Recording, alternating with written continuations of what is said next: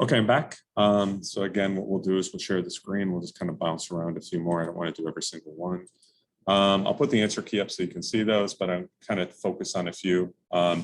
Let's do this one right here, log 10. Notice all these other ones have bases. There's no base here. That's because in the world of logs, if I don't put a base down, it's automatically base 10. So this is log base 10 of 10.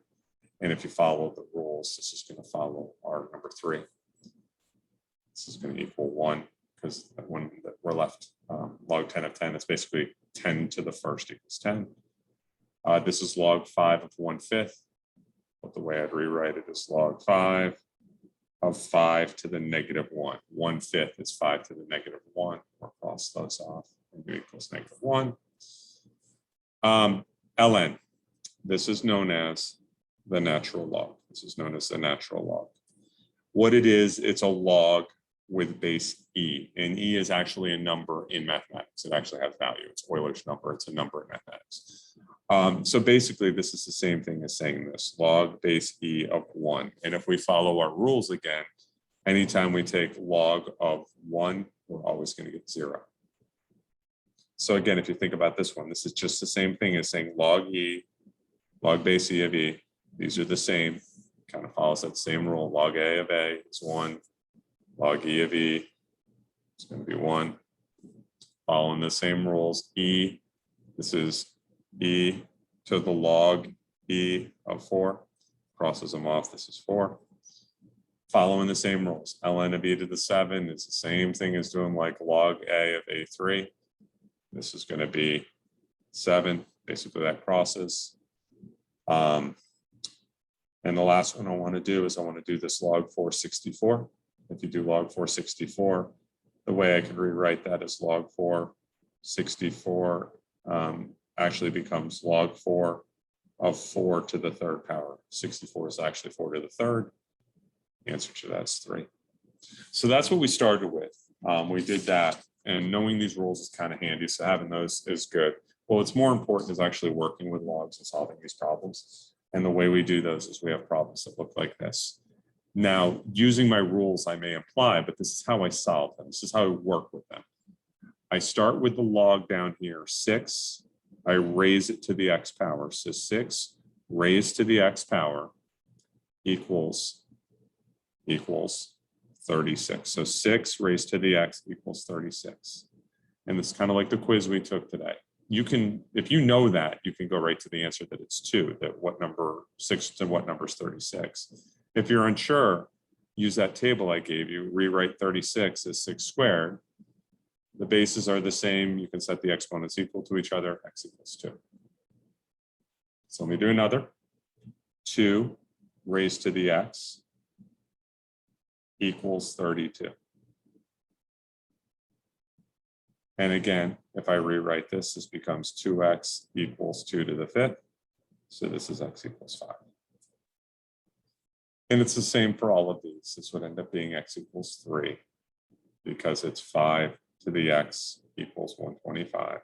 5 to the x equals 125.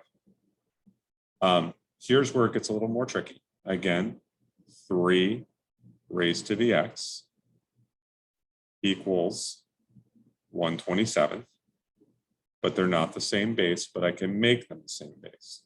3x equals 3 to the negative 3. Set the exponents equal to each other, x equals negative 3. Okay. Next one. Again, I'm just working through some problems. 5 raised to the 2nd power equals x. Well, in this case, I don't need to go to my table and in that way to redo the base. I just need to figure out what 5 squared is. In that case, it's 25. This one here, 4 raised to the negative 2 equals x. So x is going to equal 1/16. Get that from our table. Do this one here. This one's a little tricky. 27 to the x equals 9. And what's going to happen now is you need to get a similar base. Well, this side is relatively straightforward. It's 3 squared. This one becomes 3 cubed, but I can't forget about that x. That becomes 3 to the 3x equals 3 squared. I set the 3x equal to 2. Set those exponents equal to one another, divide by 3. X is going to equal 2/3. This one, 0.01. 0.01 is basically saying 1/100th equals x. And if you remember, no base means 10. Well, 1/100th can be rewritten as log 10 of 10 to the negative 2 equals x. So that tells me 10 to the x equals 10 to the negative 2. So that's going to tell me in this case that x should be negative 2. 2 more, and then we'll stop. Log of 1 over the square root of 10. There's a little bit of work to do here. The first thing to remember is that the square root of 10 is 10 to the 1/2. If you remember that, that's a big start, because the way this works is this is a base 10. So this is saying 10 to the x equals 1 over the square root of 10. So I got to do some manipulating here to make this work. Well, the first thing is I take the square root of 10 and I make it 10 to the 1/2. So then this becomes 10x equals 1 over 10 to the 1/2. Now, the thing is, it's in the denominator. It's still not good for me. So what I need to do is I need to somehow bring it up to the numerator. So this is going to become 10 to the x equals 10 to the negative 1/2, because when I do a negative exponent, it actually is like reciprocal.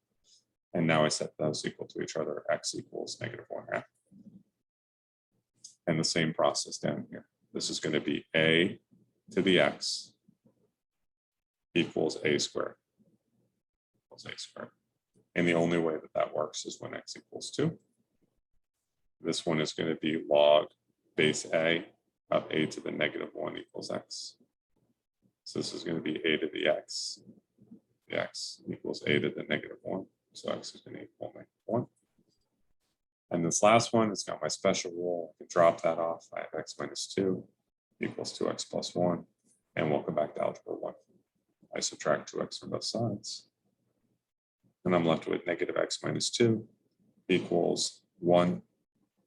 I go ahead and I add 2 to both sides, so negative x equals 3. X equals negative 3. And that's my answer. So we're going to do more practice on that on Thursday, but that's just kind of a review of what we talked about in class. Hopefully that helped.